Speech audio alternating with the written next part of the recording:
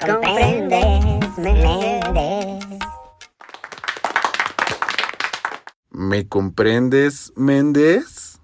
Bienvenidos a este episodio de Comprendes, Méndez con Explain Me. Explain Me es un proyecto que surge con la idea de hacer divulgación científica desde una visión distinta. ¿Y cómo lo hacemos? Bueno, pues nos interesa generar un acercamiento entre la comunidad no científica y la ciencia. Conceptos, artículos, investigaciones, pero lo más importante, a entender de fondo cómo se produce el conocimiento y el razonamiento científico. Para la oreja y prepárate para Comprendes, Méndez. Les recordamos que todos los artículos que discutimos en Comprendes, Méndez son artículos de investigación científica. Esto quiere decir que todos pasaron por un peer review process antes de ser publicados. Para los que sean nuevos con este término, el peer review process simplemente quiere decir que un grupo editorial y un grupo de expertos en el área revisan, critican y analizan el artículo para certificar que la investigación sea de calidad. Actualmente este proceso sirve para validar todo el trabajo académico que se hace dentro de la ciencia. Y pues bienvenidos a Comprendes, Méndez, yo soy Mariana. Y yo por acá ando también, soy Paloma. ¿Y quién está aquí? Ah, bueno, pues sí, Pepe Hola, Toño. hola, ¿cómo están? Yo soy José Antonio Méndez, o también conocido como Pepe Toño Méndez. Yo estoy aquí para hacer preguntas y yo creo que la ciencia nos puede explicar de manera divertida cómo funciona el universo. Ah, Muy pues bien, qué pues introducción tan inspiradora. Muy bien, y pues queremos dar la bienvenida a nuestra invitadaza de hoy. Ella es Marina Escalera. Ella es doctora en biología, especialista en virología, es egresada de la F Ciencias. Un saludo a la F Ciencias y a todos los egresados de ella. Hizo un doctorado en la universidad, ahí me vas a corregir, Marina, la pronunciación, Freie Universität en Berlín. Y actualmente trabaja como investigadora asociada en la Universidad de Oxford en Reino Unido. Y pues se dedica a estudiar las interacciones ecológicas y evolutivas entre diferentes virus emergentes. Súper interesante. Así que bienvenida, Marina, gracias por estar acá. Hola, pues muchas gracias por la invitación y contenta de estar aquí con ustedes y poder compartir un poco sobre mi trabajo y pues que le llegue al público en general, ¿no? Entonces, pues gracias de nuevo. Sí, está súper interesante. No, les iba a contar del artículo que nos va a explicar Marina hoy, que se llama Parallel Evolution in the Emergence of Highly Pathogenic Avian Influenza A Virus. Se publicó en noviembre del 2020 en nada más y nada menos que Nature Communications. Entonces, este es el paper del que vamos a estar hablando hoy. Disculpen mi bonito inglés. ¿Nos puedes ayudar a traducirlo un poquito? Sí, un poquito, porque ¿qué tal si alguien lo está escuchando y de por sí les asusta y en inglés peor? ¿Cuál sería la traducción, Marina? Bueno, pues la traducción literal de este artículo es estudiar la evolución paralela a nivel molecular para entender cómo es que virus de alta patogenicidad de influenza aviar emergen en diferentes regiones del mundo y a lo largo del tiempo, ¿no? Y por qué este proceso se da de manera repetitiva. Entonces, entender qué mutaciones están favoreciendo que nuevas cepas de alta patogenicidad salgan y circulen en el mundo. No se espanten, muchachos, ahorita vamos a desglosar todo eso. Tranquilos. Sí, oigan, pero pues este tema a mí me parece súper relevante, importante. Seguramente ustedes han escuchado alguna vez sobre la gripe aviar, que de hecho les preguntamos ahí en nuestras redes qué sabían sobre la gripe aviar. Pues algunos nos dijeron que es común, pero no tanto como la estacional, eso creen. Otros nos dijeron que no tenían ni idea de qué se trataba. Y también les preguntamos cómo se imaginaban que mutaban los virus y nos dijeron que con gran frecuencia, otros nos dijeron que por medio de la propagación. Por ahí Nanotoxlab, gracias por participar, nos puso dentro de los hospederos. Entonces, bueno, ahí todo el mundo dio su opinión. ¿Tú qué sabes, Pepe Toño, de la gripe aviar? ¿Sabes algo de ella? ¿Qué has escuchado? Pues ahorita como que los virus están muy, pues no de moda, ¿no? Pero ya estamos en una situación complicada en la que creo que todos nos llama la atención y quieras o no, poco a poco nos metemos a investigar. Pero de la gripe aviar yo me acuerdo que cuando yo iba en la primaria hubo como una especie de brote súper así, esa y la enfermedad de las vacas locas, ¿no? No sé si tengan que ver. Pero cuando yo era chico me imaginaba que la gripe aviar era literalmente como pollos con moquillo o así como guajolotes que también se les salía el moquillo por ahí. Sí, yo también tenía esa idea. ese ¿Cómo ves concepto. las participaciones de nuestra audiencia, Marina? Pues yo creo que es muy importante este tipo de participaciones porque así podemos darnos una idea y ir como clarificando ciertos mitos y ciertas realidades, ¿no? Y también me parece muy interesante los comentarios que hay sobre cómo es que los virus mutan, porque en realidad lo que comentaron, pues todos son reales, ¿no? Todos son parte del proceso, pero no es que las mutaciones ocurran solo de una forma o que sea un solo camino. Entonces es la combinación de un montón de cosas que dan lugar a los cambios en virus, ¿no? Entonces pues podemos platicar de esto también. Sí, que nos aclares de los pollitos con moco. Sí, Y bueno, ¿tienen mocos o no? pues en realidad la gripe aviar, o sea, yo creo que es importante clarificar que estamos hablando de un grupo de virus diferentes. La gripe aviar pertenece al grupo de virus de influenza A, que también afectan humanos, y también los virus de influenza B, ¿no? Entonces, dentro de la familia de virus de influenza tenemos 3 diferentes grupos, que son los de influenza A, B y C, y los que afectan humanos son los A y B. La de influenza estacional generalmente son virus que circulan de manera periódica en diferentes estaciones del año, hacia el invierno o hacia las épocas lluviosas, y son conformados principalmente por los grupos de influenza A y B, pero los que más afectan a los humanos son los A. Los virus de influenza circulan también en muchos diferentes tipos de animales, y las aves son el reservorio natural de los virus, ¿no?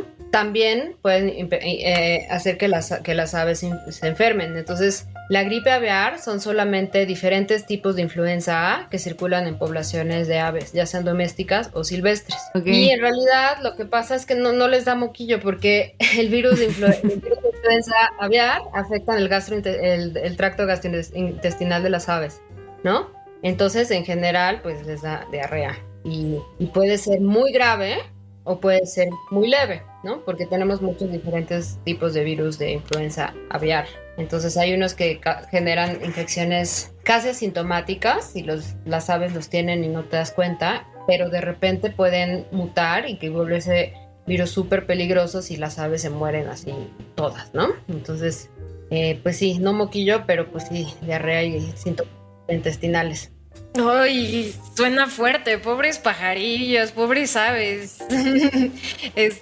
Oye Marina, entonces, bueno, tú ya se ve que entraste con Toño así, ya nos diste más o menos qué necesitamos saber para entender este artículo. ¿Hay algo que tú te gustaría agregar como para que pudiéramos entender más este artículo? ¿Alguna palabra, algún concepto que dijeras, necesitamos entender esto?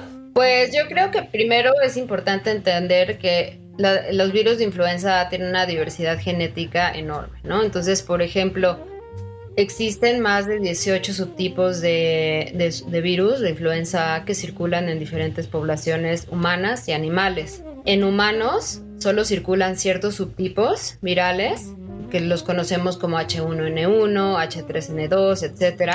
Mientras que en las aves circulan alrededor de casi todos los 18 subtipos de virus que se han identificado y todas las posibles combinaciones, porque los subtipos se clasifican de acuerdo a ciertas proteínas de los virus.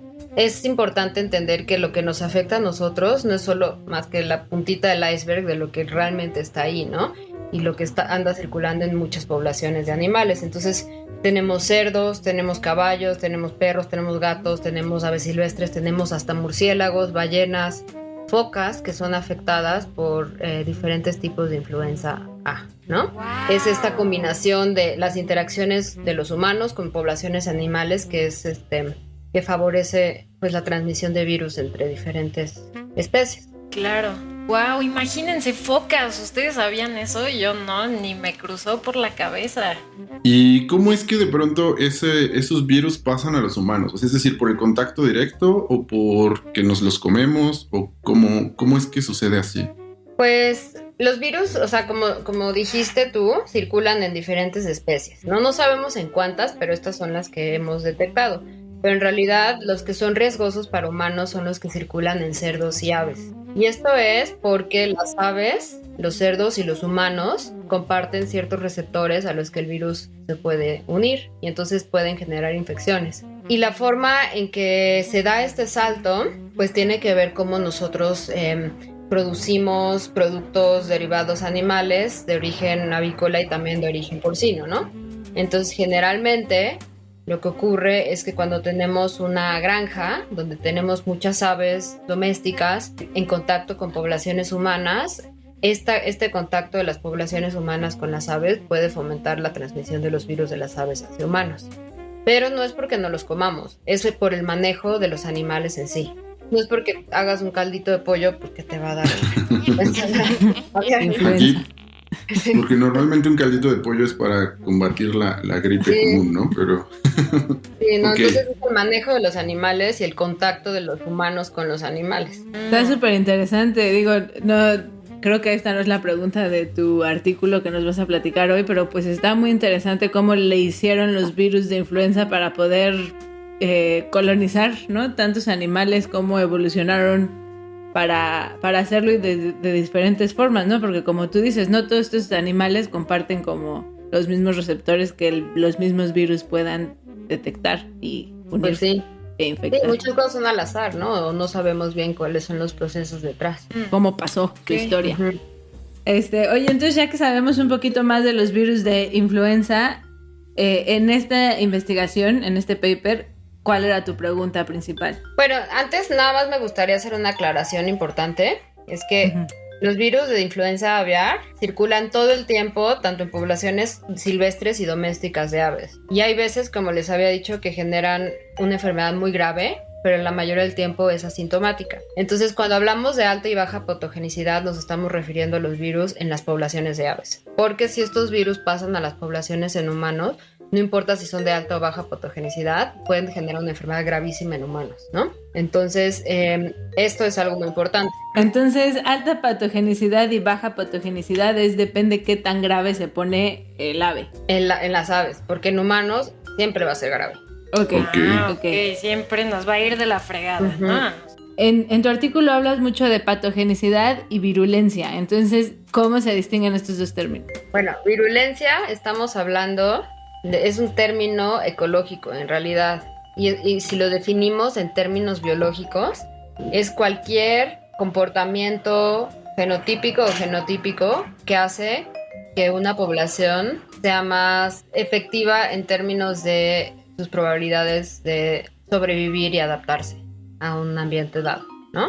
Entonces la virulencia, cuando la aplicamos a patógenos, ¿no? Porque estamos hablando de cambios que puedan fomentar que un virus se propague más fácil, que un virus se disperse más fácil. Cuando hablamos de eso, no necesariamente implica que un virus que adquiere esas características se vuelva más malo, ¿no? O sea, un virus que se propague más fácil no necesariamente tiene que causar una enfermedad más grave, ¿no?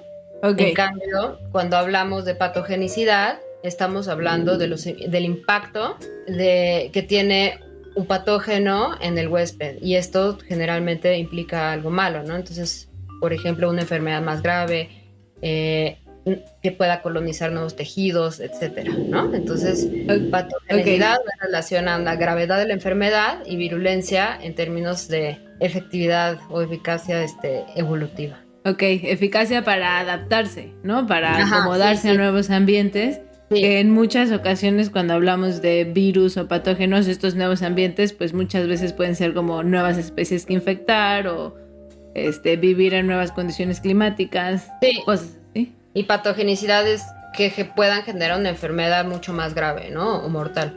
Oye, ¿y al virus le conviene, no le conviene, o sí le conviene, o no hay que pensar si le conviene o no le conviene, provocar una enfermedad muy grave? ¿Eso le conviene al virus como pensando en su historia evolutiva? Porque como que luego se piensa mucho eso, ¿no? Como si un virus lo que busca es reproducirse, bueno, replicarse, no reproducirse, entonces no le conviene como llegar, infectar y matar, o estoy pensando como ya en puntos ya muy... O sea, como lo podemos comparar con las diferentes estrategias de vida de los animales. O sea, cuando un elefante tiene, o sea, el embarazo dura como 2 años y es una sola cría, es muchísima inversión en esa cría, ¿no? Pero hay otros animales, por ejemplo, no sé, los peces que pueden poner muchísimos huevos y salen muchísimas crías y no van a cuidar una a una. Entonces son 2 diferentes estrategias de vida diferentes. Los virus pues lo podemos comparar, ¿no? Es similar. Hay virus que son